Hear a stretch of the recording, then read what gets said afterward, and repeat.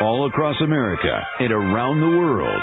This is Veterans Radio. This is Veterans Radio. Welcome to Veterans Radio. I am Jim Fausone. I'm the officer of the deck today. We've got some great programs for you. We always want to remind you you can find more about Veterans Radio at its Facebook site or at the web, veteransradio.org, where we're on the web 24/7. You can find a lot of our podcasts there as well.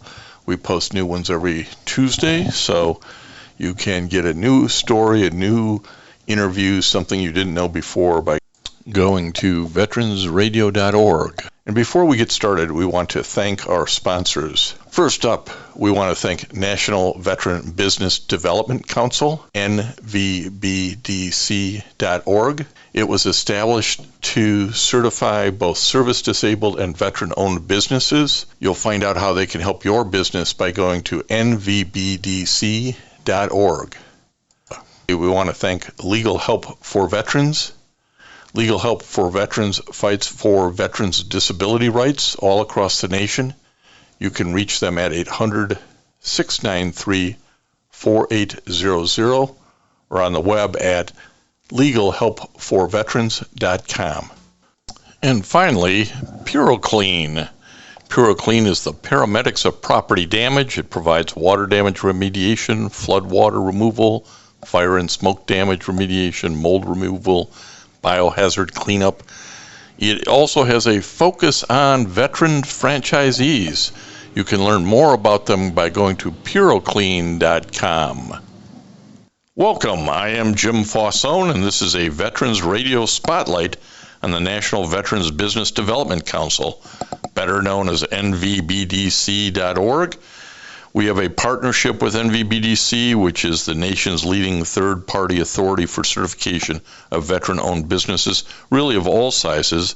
This 501c3 has been in business, doing its good work for over 10 years now, and it addresses the growing need to identify and certify both service-disabled and veteran-owned businesses for a commercial or corporate and marketplace, as well as the government.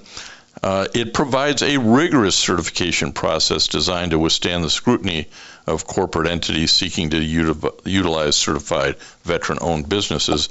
And we want to welcome to the program today Annette Stevenson, an Army veteran. Annette, welcome. Thank you. Grateful for the opportunity. Well, you're a 10-year Army veteran, and we'll get to that in a little bit. But let's start with, as president of Stevenson Consulting Group, and you have a long business history in supplier diversity. How did you get involved with NVBDC? Well, when I came off of active duty trying to figure out what my next step was, I wound up working for the state of North Carolina for about 7 years in contracts and grants and some minor purchasing, and then had the opportunity to go to corporate America. So I wound up working at SAS Institute for 18 years. Got credentialed as a procurement analyst, and then was working actually for a retired Army warrant officer in procurement. And he gave me the opportunity to stand up and manage our supplier diversity program. So a couple years into that, when veterans were coming to the forefront of business opportunities in corporate America, it's where I met Keith. And, he didn't believe I was a veteran at first. Keith just always questioned him. Yes. Because I'd actually served in the National Guard and Reserves in college before I came on active duty and got my RA. So we talked and see how we could help veterans in the corporate space. I helped him build some relationships through the industry groups and, was able to reach out to Apple, Oracle, Dell, all those big corporations, AT&T and Google, when they were looking at the different certifications for veterans that were coming online, aside from the VA CVE, because there was so much fraud. A lot of corporations did not want to take the CVE verification. So when Keith stood this up and, became gold standard and, really understand what it takes to be a vet according to the public law, reading the 214s, we just drove it. Now I serve as a board member for the NVBDC, and my own consulting company is NVBDC certified also. And I believe you're also the vice president of the North Carolina Veterans Business Association. Oh, I was, but as my business started to grow, I had to, pick and choose. So yeah, still going. We all learned we can't do it all, but this was Exactly. Obviously an important thing. You were just at the national convention for NVBDC in Detroit, Michigan. Why is it important, if you're a veteran-owned business, to get certified, Annette? Can you give us your vast experience as to why is this important? Yes. So thank you for that question, because it's funny. We don't know what we don't know. All most veterans understand is the federal sector, right? The SBA, the CBE program, now the Vets First program. And that's to do business in the federal contracting arena, right? Has really nothing to do with the corporate mindset. But veterans don't understand there's 3 different sectors to have opportunity: federal, state and local, and corporate. And so for an organization like SAS and a lot of the major corporations, they do business in all 3 verticals, right? And there's different requirements that you have to meet. And ironically enough, even if you're verified or certified through the SBA now, if you outgrow your NAICS codes, right, or your number of employees, you're no longer eligible to be certified because you've outgrown the small business requirements. That doesn't happen with NVBDC. Okay, so if you notice, it's that little S in the SDVOSB versus SDVOB, right? Acronym city. But by getting certified through NVBDC, they've been accepted by the $1 Billion Roundtable. And as you mentioned in the introduction, they thoroughly vet you that you own, operate, and control your company, and even more so that you meet the standards to be a veteran. Okay. And we didn't make them up. It's not pick and choose. We like you, we don't. It's by the public law, right? That you meet the criteria to be a veteran. And so the corporations appreciate that standard of certification. And when you go through the process, and it is a fee-based process, I always tell people it's like getting a college degree, right? A college degree does not guarantee you a job. It's a hunting license. It's a credential. And that's what certification gets for you. It's a badge that you've been thoroughly vetted. The corporations that look at you now know you've been through that process, and they're willing to give you an opportunity and a seat at the table to go through and look for those corporate opportunities. And really, one of the things that NVBDC, as you mentioned, is sort of the gold standard for veteran certification. That's on the individual company side, certifying the company. But it has all these relationships with these really large companies who want to do business with certified veteran-owned businesses. And that's sort of unique as well, those introductions to all of those big companies. And that's also the side of the table that you've been able to play on. Yes, exactly. Well, because, businesses want to have the value, right? So if I'm paying that certification fee, what's the value? They want to do business with veterans because veterans like myself, I'm Asian American. I'm an Army brat. My father was an original member of Special Forces back in the 50s. He was a Vietnam vet also. And I grew up at Fort Bragg. But the characteristics that veterans bring to the table, well, I mean, one, I got sideways, but I'm a minority woman service disabled vet. So veterans cross the whole spectrum, right? And you can have multiple certifications, but the value we bring from our experiences by serving in the military, we can make a lot happen with limited resources, working well under pressure, hard work, the leadership, the innovation, the teamwork. It's something, and logistics, right? We're great at logistics and problem solving and big picture thinking. All that goes into entrepreneurship.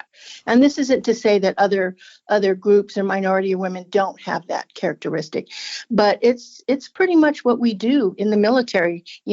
We've learned how to step up to the plate and take ownership. And that's what corporations and businesses are looking for from their suppliers. How can you help me fix this problem? Can you save money? Can you help me save time? Is there something else I should be doing? Is there innovation that you can bring to the table. And a lot of time that is through veteran-owned businesses being able to provide that. And the stat that Keith just shared was the $1 billion roundtable members, the corporations, spent $4.3 billion with NVBDC certified vets last year. Well, if that's not enough to motivate you to say, hey, maybe I want a piece of that opportunity, let me go get certified by NVBDC. Right. Certainly the experiences of Annette Stevenson across a broad range of having her own businesses, working for a major corporation, understanding supplier diversity ought to be enough to motivate you. And you can go to nvbdc.org to get started. They're very helpful, but it is a rigorous program. Let me switch. Patience. And it does take patience. Let me just last one thing to say. You're not going to get certified 1 month and get a contract the next. Realistically, this is a marathon. It's not a quick sprint, right? It's about building those relationships, building trust, showing up to be able to get those contracts. So I just wanted to put that out there. Thanks. Absolutely. As you say, it's a hunting license. It doesn't guarantee you actually get any game. But let's come back a little bit. How did a nice girl like you end up in the military? Well, like I said, my father was an original member of Special Forces. He met my mother in northern Thailand in the mid-50s and came back to the States. And, at Fort Bragg is where I really grew up. And actually went back to Thailand for 3 years. He served in Vietnam, but grew up in Fayetteville. And then, the pressure of, being Army, I really did not plan on it, but wound up going in through the ROTC program, went to jump school and got my rigger wings. But when I came on active duty, I was branch personnel, an AG officer, and served on active duty at Bragg and 3rd Armored Division, and came back to Raleigh actually during the first Gulf War, served as the battalion adjutant. And then, the bill down came along, and it was like, go to Korea with a 5-year-old or get out. So it's when I made the decision to go in the reserves and raise my family and start my civilian career. Well, and if I've got it right, you graduated from Methodist University with a Bachelor's of Arts in about 1982. You did 10 years plus all total in the military. Is that right? Yeah, on active duty, yes. Mm-hmm. Yes. And then you had mentioned SAS, which I'm sure there's a lot of people who don't know what that big company is, where you worked for over 18 years. Tell us about SAS. Sure. SAS is the largest privately owned software company. It's analytics software. It's to help companies and corporations make better business decisions. We describe it as if you think about driving a car. If you have data, you can look out the back window and see where you've been. You can look out the side windows, see where you are, metrics wise. But the power of SAS is the predictive analytics, looking out the front windshield down the road and see if we did this or tweak that, we could have this better outcome. So, the financial industry uses it. It's the standard for pharmaceuticals. It's just a wonderful company, great places to work. Yeah, it was life-changing to work there. I was really grateful.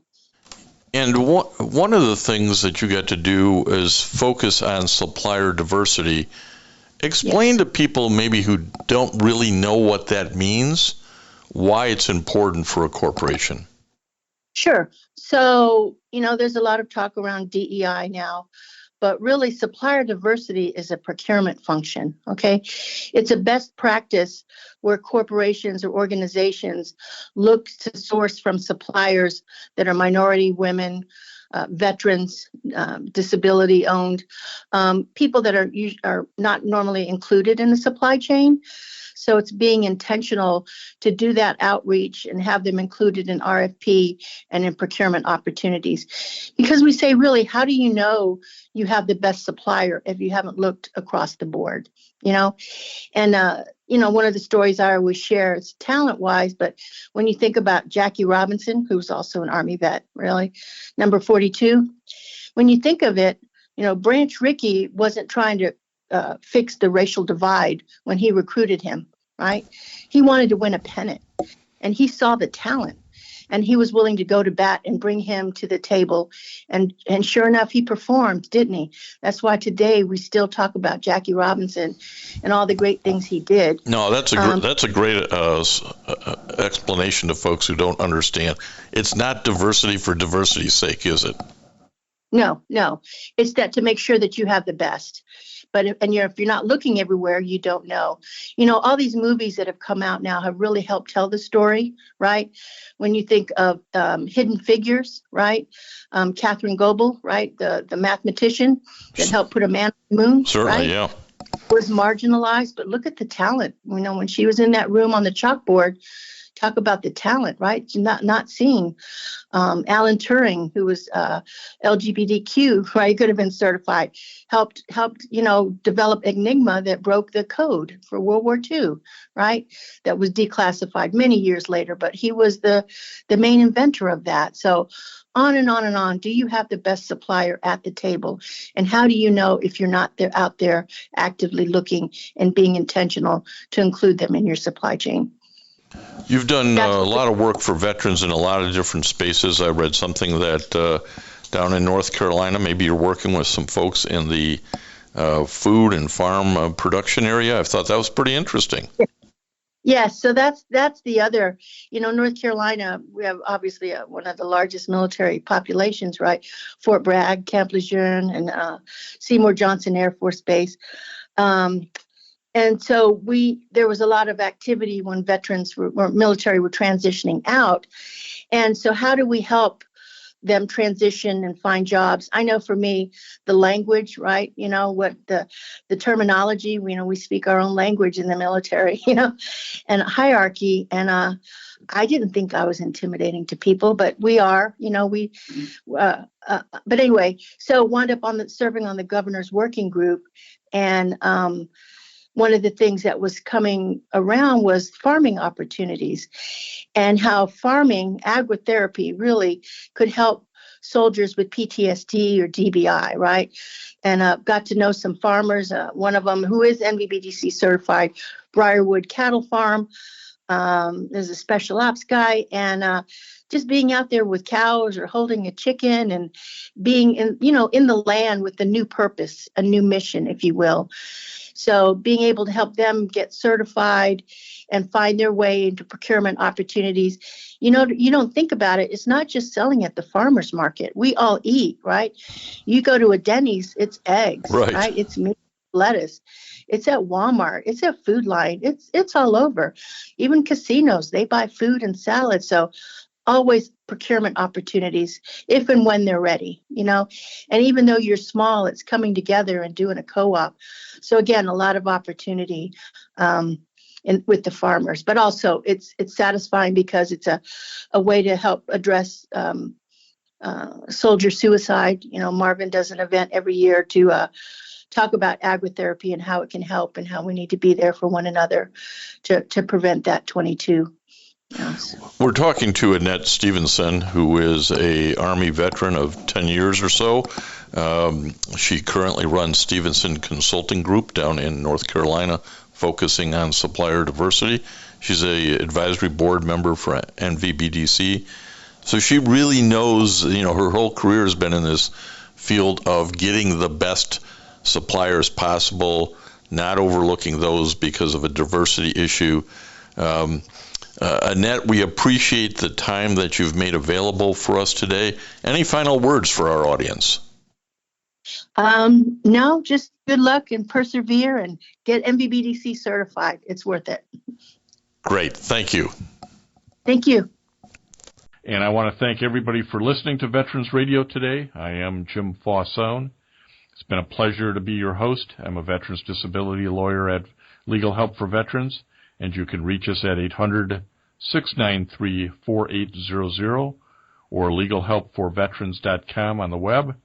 You can follow Veterans Radio on Facebook and listen to its podcasts and internet radio shows by visiting us at veteransradio.org. That's veteransradio.org. We again want to thank our national sponsors, the National Veterans Business Development Council, NVBDC.org, Legal Help for Veterans, a veterans disability law firm with a national practice before the VA, can help you on your claims and your appeals. It can be reached at legalhelpforveterans.com or 1-800-693-4800. And PuroClean, a leader in property emergency services. It's the paramedics of property damage, providing water damage remediation, flood water removal, fire and smoke damage remediation, mold and biohazard cleanups. You can reach them at puroclean.com or 800-775-7876. We also want to thank our local sponsors. This would include the Charles S. Kettles chapter of the Vietnam Veterans of America, that's chapter 310, VFW Graf O'Hara Post 423, the American Legion Irwin Preskin Post 46 in Ann Arbor as well, the VA Ann Arbor Healthcare System, and certainly the National Vietnam Veterans of America Association. You can be a sponsor by going to veteransradio.org, clicking on the About Us and our sponsors, and help us out. Keep this program alive for the 21 and 22 years. Keep us going for another 20. Thank you.